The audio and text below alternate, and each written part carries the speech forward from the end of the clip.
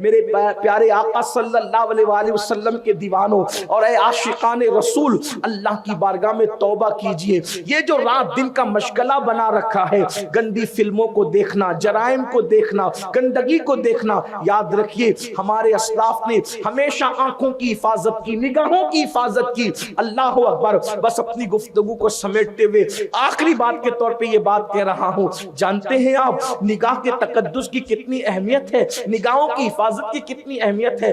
آپ نے ابھی دیکھا بدنگاہی کا وبال ارتداد تک لے جاتا ہے، اور نگاہوں کی حفاظت دشمن کے گھر تک اسلام پہنچاتی ہے۔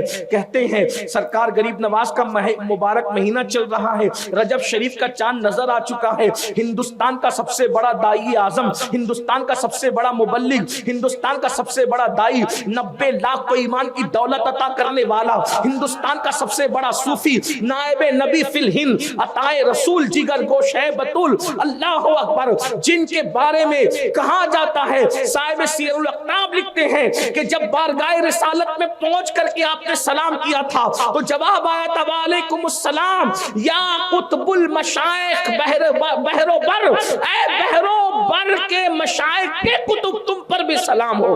اللہ اکبر۔ اندازہ فرمائے یہ شان ہے غریب نواز کی، ہندوستان آئے، ہندوستان کے اندر پانی بند کیا گیا، کھانا بند کیا گیا، کھانے میں زہر ملا کے دیا گیا، سب کچھ کر لیا گیا، لیکن دشمن کامیاب نہ ہوا۔ دشمن کا آخری حربہ یہ تھا کہ معین الدین کو ہم کسی بھی طرح سے شکست نہیں دے پا رہے، ایک کام کریں ان پہ جادو کروا۔ جادو کا سہارا لیا اور بادشاہ وقت نے ہندوستان کے سب سے بڑے جادوگر کو بلا کر کہا اس پہ جادو کرو۔ اس نے جادو کے سارے جنتر منتر استعمال کر لیے، سارے جو ہے وہ اس نے اپنے طور پر جو بھی منتر جانتا تھا سب استعمال کر لیا، سانپ پھینکے، رسیاں بن گئی اور پتھر پھینکا رک گیا، بہت کچھ کیا۔ آخر میں بادشاہ نے پوچھا اس پر جادو اثر کیوں نہیں چلتا، اس پر جادو اثر کیوں نہیں کرتا؟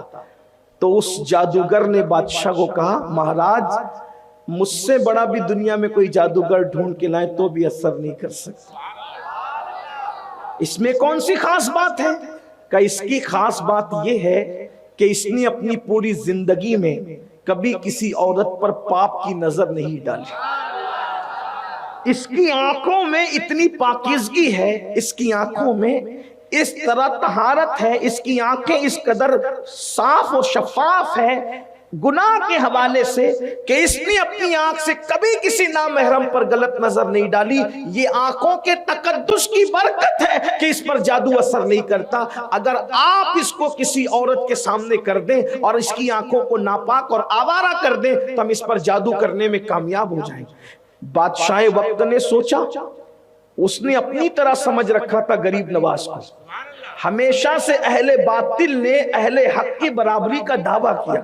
یہ بڑوں کو اپنی طرح سمجھنے کا خواب تو ہمیشہ سے اہل باطل میں رہا ہے، تو اس نے اپنی طرح سمجھ رکھا تھا کہ مرد تو موم کی طرح ہوتا ہے، عورت آگ کی طرح ہوتی ہے، اگر موم آگ کے قریب جائے گا پگھل جائے گا، اور نہیں پگھلتا کم سے کم نرم تو ضرور ہو جائے گا۔ بس یہی ہوا، اس نے چند لڑکیوں کو جمع کیا اور جمع کرنے کے بعد کہا ہندوستان میں بیٹھا ہوا وطن سے اتنے دور ایک فقیر ہے اور درخت کے نیچے زندگی گزار رہا ہے، جاؤ جا کر اپنی خوبصورتی اس کے سامنے بے نقاب کر دو تاکہ اس کی آنکھیں آوارہ ہو جائے۔ کہا جاتا ہے، منقول ہے کہ لڑکیاں گئی پازیب بجاتے ہوئے تھک گئی، تھک کر واپس لوٹی تو پوچھا کیا ہوا؟ تو کہا پتہ نہیں، اس کے سینے میں دل ہے یا پتھر ہے، وہ تو ہمیں دیکھتا ہی نہیں، آنکھیں بند کر کے خدا جانے کس کے تصور میں بیٹھا ہوا ہے، وہ ہماری طرف نظر ہی نہیں اٹھاتا۔ اللہ اکبر۔ یہ کہہ کر کے جب وہ بڑی تو بادشاہ نے غصے سے کہا تم ناکارہ نکمی ہو،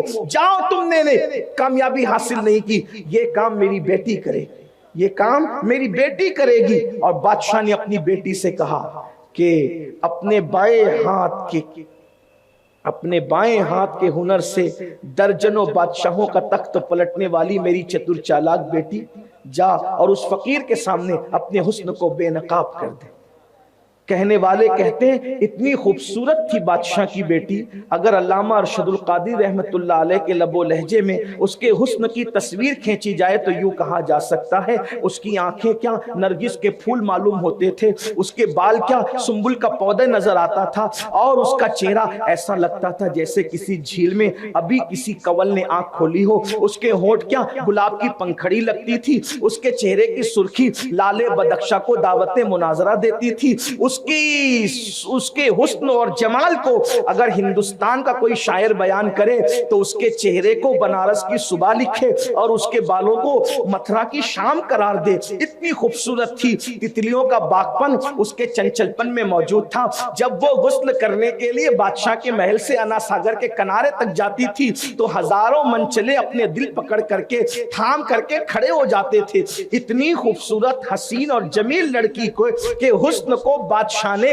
اپنی سلطنت حکومت بچانے کے لیے داؤ پہ لگا دیا۔ خوبصورت سی لڑکی گئی اور جانے کے بعد غریب نواز کے سامنے کھڑی ہو گئی، پازے بجانے لگی، پازے بجا بجا کر تھک گئی، اور جب تھک گئی اور غریب نواز نے جو ہے وہ اپنا چہرہ نہیں اٹھایا، بابا قطب الدین بختیار کاکی بیان کرتے ہیں، سب سنابل شریف میں میر عبدالواحد بلگرامی نے بھی بیان فرمایا ہے کہ غریب نواز اکثر آنکھیں بند کر کے بیٹھتے تھے، اور جب آنکھ کھول کر کسی کو دیکھ لیتے تو اسے مقام ولایت عطا فرما دے۔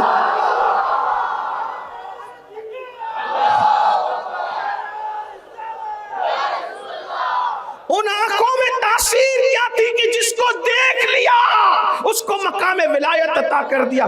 ایک جملہ یہاں پر میں مزید اضافہ کرنا چاہتا ہوں، جب غریب نواز کی نگاہوں کی تاثیر کا یہ عالم ہے کہ جس کو دیکھ لیتے ہیں مقام ولایت عطا کرتے ہیں، تو ان کے نانا جان محمد رسول اللہ کی نگاہوں کی تاثیر کا عالم کیا ہو۔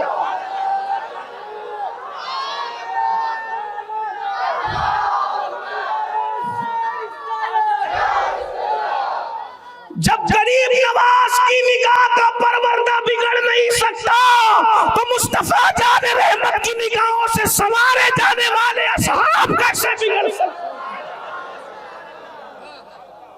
جس مسلمان نے دیکھا انہیں ایک نظر، اس نظر کی بصارت پہ لاکھوں سے تن من دھن تیرے قدم پر وارے، کیا نصیبیں ہیں تیرے یاروں کی۔ نگاہ غریب نواز پر اعتماد ہے، نگاہ مصطفیٰ پر بھی تو اعتماد کرو۔ نگاہ غریب نواز جب محفوظ بنا سکتی ہے تو نگاہ مصطفیٰ جان رحمت کے تحفظ کا عالم کیا ہوگا۔ یہ شان ہے سرکار غریب نواز کی نگاہوں کی، آنکھیں بند کر کے رہتے تھے اور جب آنکھیں کھول کے جس کو دیکھ لیا مقام ولایت عطا کیا۔ آنکھ بند کر کے بیٹھے ہیں، پازیب بجانے والی لڑکی پازیب بجاتی ہے، جب نازک پنڈلیاں پازیب بجاتے بجاتے تھک گئی تو آنکھوں کے سامنے اپنی ناکامی کا اندھیرا چھانے لگا۔ سوچا جا کر باپ کو جواب کیا دوں گی، کہیں ایسا نہ ہو کہ غصے میں گردن ہی اتار دی جائے۔ تو اپنی ناکامی کو کامیابی میں بدلنے کے لیے بے ساختہ زبان سے آواز نکل گئی، معین الدین میرے حسن کی توہین نہ کر، ایک نظر دیکھ تو لے۔ آپ نظریں جھکا کر آنکھیں بند کر کے بیٹھے تھے۔ صوفیہ اس کو مراقبہ کہتے ہیں۔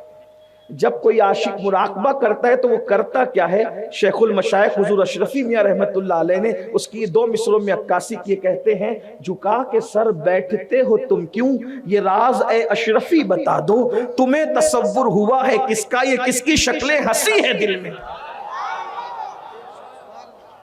جب عاشق نظریں جھکا کر آنکھیں بند کر کے بیٹھتا ہے تصور یار میں تو اس کا جسم کہیں اور ہوتا ہے مگر دل میں تصویر یار ہوتی ہے۔ ہمارے دادا مرشد حضور مفتی اعظمین نے بھی فرمایا تصویر یار کیوں کہتے ہیں کہ یہ دل تڑپ کے کہیں، یہ دل تڑپ کے کہیں آنکھ، یہ دل تڑپ کے کہیں آنکھ میں نہ آ جائے کہ پھر رہا ہے کسی کا مزار آنکھوں میں۔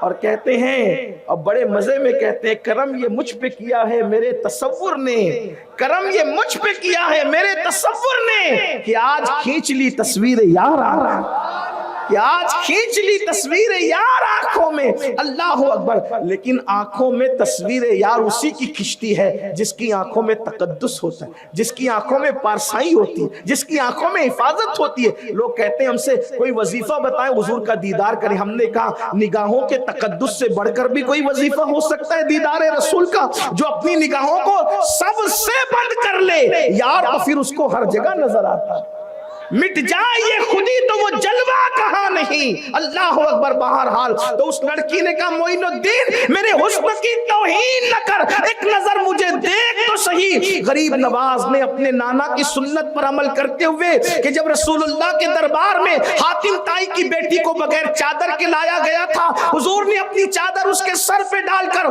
پوری امت کو پیغام دیا تھا، بیٹی مسلمان کی ہو یا کافر کی ہو، بیٹی صرف بیٹی ہوتی ہے، بیٹی کا تقدس بیٹی کی طرح کیا جاتا ہے۔ غریب نواز نے اپنی چادر اس کی طرف بڑھاتے ہوئے فرمایا بیٹی اسلام اس طرح کسی اجنبی مرد کے سامنے آنے کی اجازت نہیں دیتا، پہلے چادر اوڑھ لو پھر بات کریں گے۔ غریب نواز کی زبان سے بیٹی سن کے اس نے کہا آپ مجھے بیٹی کہہ رہے، میرا باپ تو یہ کہتا ہے کہ مسلمان جو ہے وہ زانی ہوتے ہیں، عورتوں کے لالچی ہوتے ہیں، اور یہ ہوتے ہیں اور یہ ہوتے ہیں یہ ہوتے ہیں۔ لیکن دشمن کے لیے بھی کتنے خوبصورت جملے تھے، یہ نہیں کہا تیرا باپ جھوٹ کہتا ہے، فرمایا تیرا بابا غلط فہمی میں کہتا ہے، وہ جو کہہ رہا ہے وہ اسلام نہیں، میں جو کہہ رہا ہوں وہ اسلام ہے۔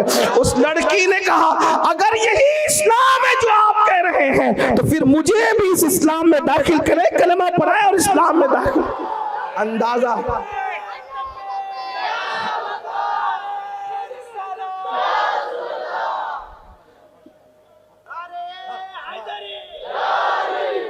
نگاہ کا مس یوز کسی کو مرتد بنا رہا ہے، نگاہ کی پاکیزگی دشمن کے گھر تک اسلام پہنچا رہی ہے۔ آئیے اسی لیے ہم آج سے یہ عہد کریں کہ ہم بھی اپنی نگاہوں میں پاکیزگی پیدا کریں، نگاہوں کا غلط استعمال کرنے سے بچیں۔ انشاءاللہ ایمان کی لذت اور ایمان کی حلاوت کی بشارت ہے ان کے لیے جو اپنی نگاہوں کا صحیح استعمال کرتے ہیں، اپنی نگاہوں کی حفاظت کرتے ہیں۔ بزرگوں نے نگاہوں کی اتنی حفاظت کی، حضرت سیدنا داؤد طائی کے گھر میں چھت نہیں تھی اوپر، 40 سال تک اسی گھر میں تھے۔ کسی نے پوچھا آپ کے گھر میں چھت نہیں ہے؟ کہا مجھے معلوم ہی نہیں، اس لیے کہ کبھی اوپر دیکھنے کی نوبت ہی نہیں آئی، اس لیے میں نے کبھی اوپر نہیں دیکھا۔ اللہ تعالیٰ ہم سب کو توفیق عطا فرمائے۔ گفتگو کے درمیان کوئی غلطی ہو تو اللہ معاف فرمائے۔ استغفر اللہ ربی من کل ذنب واتوب الیہ وما علینا الا البلاغ۔ السلام علیکم ورحمۃ اللہ۔